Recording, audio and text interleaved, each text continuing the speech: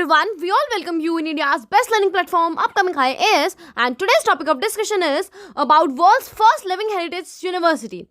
So, without doing any further delay, let's jump into the video and see the importance of heritage sites and why this is in news. So, students, recently क्या हुआ है, जो विश्व Bharti university है उसको UNESCO के द्वारा heritage university में डिक्लेयर करने का बोला गया है, मीन्स वर्ल्ड हेरिटेज साइट में से डिक्लेयर करने का बोला गया है. और ऐसा बहुत सालों की कोशिश के बाद हुआ है, क्योंकि जो हमारी गवर्नमेंट है और हमारी जो मिनिस्ट्री ऑफ कल्चर है उसने 11 सालों तक इसके डेवलपमेंट के लिए काम किया है, वहाँ के कल्चर को प्रिजर्व करके रखने के लिए, प्रोटेक्ट करने के लिए काम किया है. और ये स्टूडेंट्स एक ऐसी यूनिवर्सिटी है जो अभी भी वर्किंग है, मीन्स अभी भी इसमें बच्चों को पढ़ाया जाता है.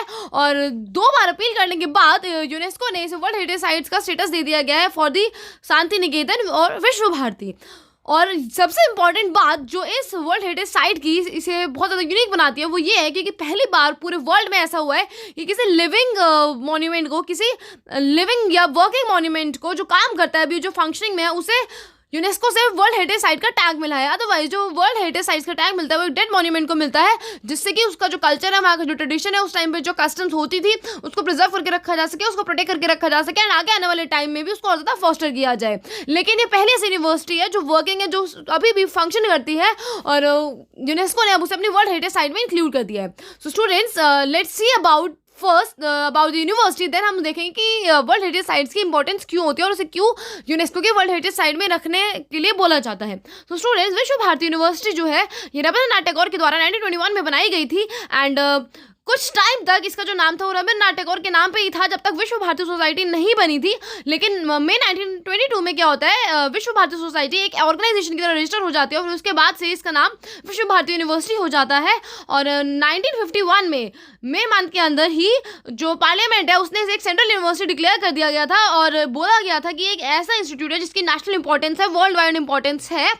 इसीलिए ही पार्लियामेंट के एक्ट से इसे नेशनल इंपॉर्टेंस और सेंट्रल यूनिवर्सिटी को डिक्लेयर कर दिया गया था. एंड स्टूडेंट्स, क्योंकि रविंद्रनाथ टैगोर ने बनाई थी और रविंद्रनाथ टैगोर के accordingly open air education system जो है वो बेस्ट होता था, सो उन्होंने विश्व भारती यूनिवर्सिटी में भी ओपन एयर एजुकेशन सिस्टम को इंट्रोड्यूस किया, और टिल डेट वो अभी तक वहाँ पे प्रिवेल करता है, वो वहाँ पे वैलिड है. और अगर हम कुछ यूनिवर्सिटी की और फीचर्स की बात करें तो जो परादर्शा है, मीन्स यूनिवर्सिटी के जो विजिटर्स है वो वहाँ के प्रेसिडेंट ऑफ इंडिया होंगे, और जो वहाँ के रेक्टर है, रेक्टर मीन्स स्टूडेंट्स जो प्रधान होंगे वो उस वेस्ट बंगाल के गवर्नर होंगे. ओके, एंड जो वहाँ के आचार्य होंगे वो कौन होंगे, आचार्य मीन्स चांसलर, वहाँ जो प्राइम मिनिस्टर ऑफ इंडिया है वो एज आचार्य एक्ट करेंगे. मीन्स उस टाइम में ये चीज़ें बना दी गई थी जो अभी तक वैलिड है.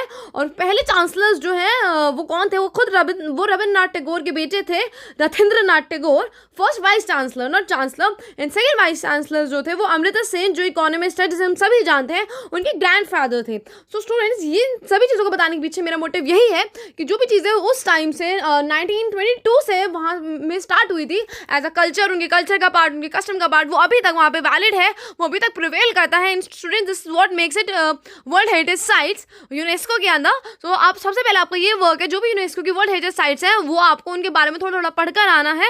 एंड सेकेंड चीज़ ये कि ये अपने आप में ही एक ऐसी इंपॉर्टेंट बात है, क्योंकि as a living monument, as a working monument, ये वर्ल्ड हेरिटेज साइट्स यूनेस्को की डिक्लेयर कर दी गई. So with this we will end our session here. Do share it with your friends so that they can also get the benefit of Prelims Booster series, and stay tuned for the next update.